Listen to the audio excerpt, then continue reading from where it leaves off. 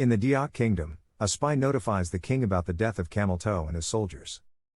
After reading the letter, King got to know it was the heroes who were behind this. He starts to wonder why someone who is meant to save humans is hurting them.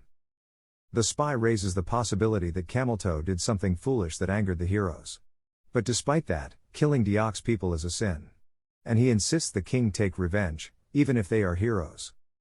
The king agrees and orders the spy to find and research possible ways by which the heroes can be killed. On the other side, Yotsuya prepares two other options just in case the prisoners are not the goods. Yotsuya transfers some boxes onto the wagon. We don't know yet what's inside the boxes, but Yuka is not very confident about it. She raises her suspicion about it, however, Yotsuya believes there is a possibility of them being the goods. Yuka is not comfortable riding the wagon. So, she requests Yotsuya to switch places. Yotsuya agrees, but Kahabel gives a sudden reaction upon hearing it. Yuka is confused to witness it. But as they continue the journey, she realizes that Kahabel might be into Yotsuya and wanted to ride alongside him. After traveling for hours, they decide to rest for a bit.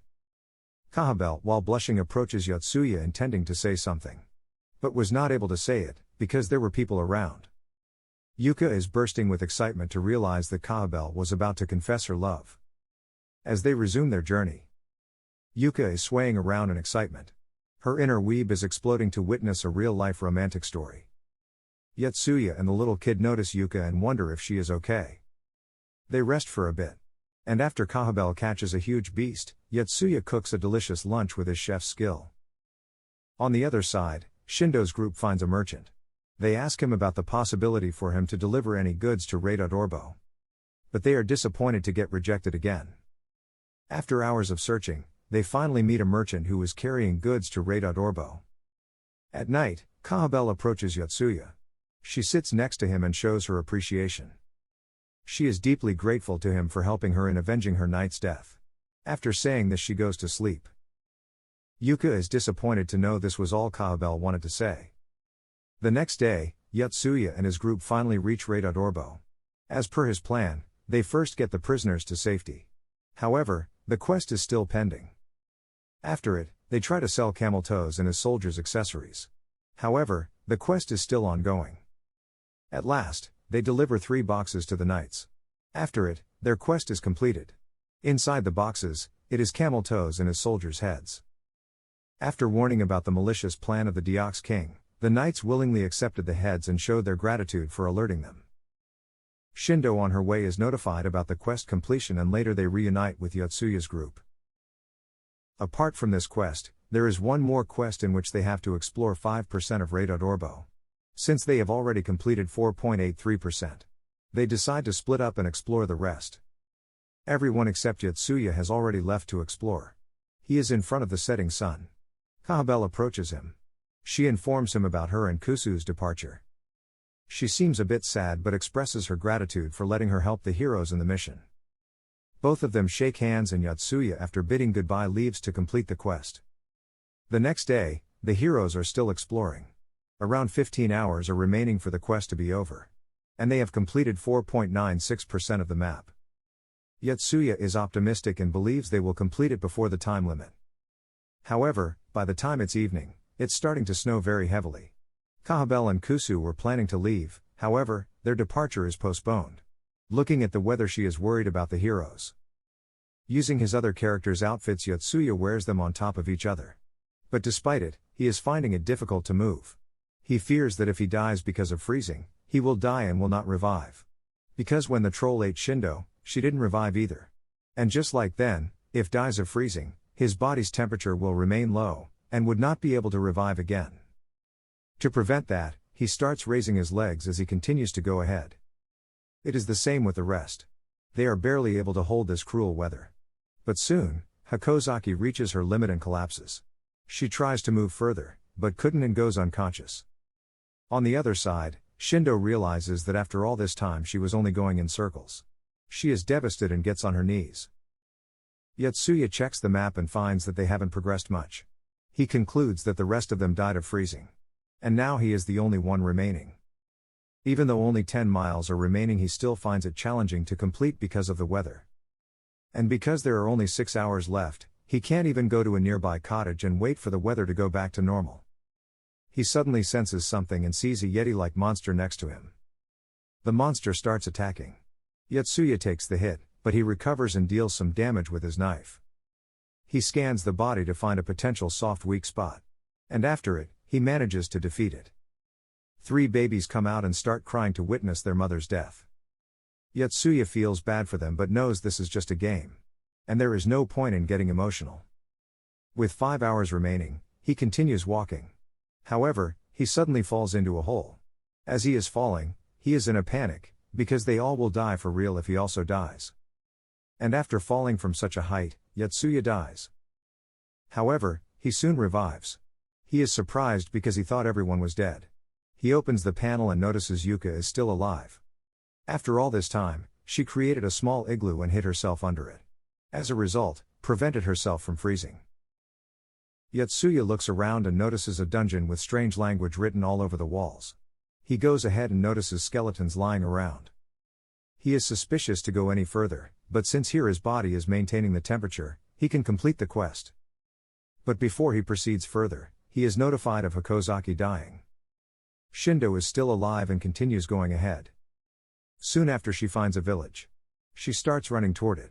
But unknowingly she was all this time running on a frozen lake. The ice cracks and she dies too. Yotsuya finds it challenging to complete the remaining distance but still goes ahead. In front of him, the path is blocked. So he turns back to find another route. But no matter which route he picks, they all are blocked. Suddenly the ground starts to shake and an earthworm-like monster emerges. Yotsuya is terrified but was relaxed after knowing these monsters only eat dirt. And by following him, he is also exploring the dungeon. But then, another earthworm-like monster comes from behind. However, unlike the previous one, he eats Yotsuya. Yuka is notified of Yotsuya's death. She is devastated to realize she is the only one remaining. She gathers her courage and continues to go ahead. As she was about to collapse, a voice comes and tells her to not give up. In front of her, there is Fatina, a magic user on a big cat. She recognizes Yuka as a player and helps her in completing the quest. Yuka checks the time remaining and is devastated to see it is only 3 minutes remaining. She is panicking and fears they will not make it in time. Fatina understands her worry and with the help of Wind Spirit, she boosts her speed. Yuka is surprised as well as curious. She asks Fatina if she is also a player. Fatina with a smile replies that she is just a magic user. With a few seconds remaining, Yuka closes her eyes in fear. After the time goes to 0, they all are alive. The game master appears and congratulates them for the quest completion. Just like every time, he asks the latest member to ask any question. Yuka starts thinking and is very curious to know about the mysterious magic user. But after thinking for some time, she asks if this world is only a virtual reality. The game master reveals that this is a parallel world. This is a result of the individual's decisions. Just like this, there are infinite Earth exits with different names, with different laws of physics. He added that everything except them is a real living thing. Yotsuya is devastated to know the reality. He is starting to tremble to realize he killed real people. Shindo and Hakozaki are surprised to witness his reaction. They ask Yuka if she knows anything. Yuka reveals how when they saved the prisoners, Yotsuya killed a soldier during it. Not realizing they were real, he burned him without any hesitation. Back in the real world, Yotsuya is still tormented to realize the reality of the other world. He almost feels like puking to know what he has done. Even at school he hardly participates in classes and just barely holds himself together. Shindo and Hakozaki see him but couldn't gather the courage to talk. They believe it will be better if they just let him on his own for some time.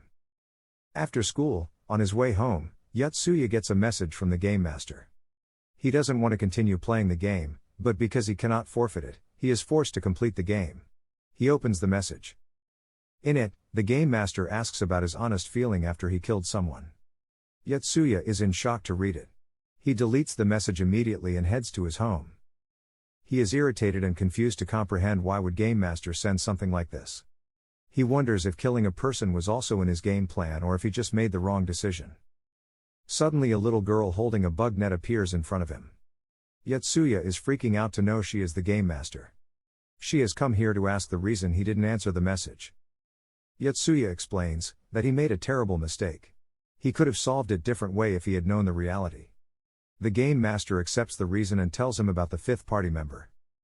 They go to a Chinese restaurant. There she explains that the person sitting afar used to deal with drugs. But during his time, he messed with some gangsters and now his life is in danger. In 20 seconds, Tori, the fifth member along with his young brother will come here to kill him. The gangsters who gave the order trick them into believing he will not be caught by the police. And Yotsuya's objective is to prevent the killing and make sure Tori and his brother are not arrested. After 20 seconds, Tori covering his face arrives with two other people. He is holding bats and immediately charges at the ex-drug dealer. But before he kills him, Yotsuya stops him. Tori is furious and with others starts attacking Yotsuya. However, because of Yotsuya's training in the other world, he is now better in combat. And defeats all three of them. Yotsuya tries to convince Tori to not go this route, or he will ruin his and his brother's life forever.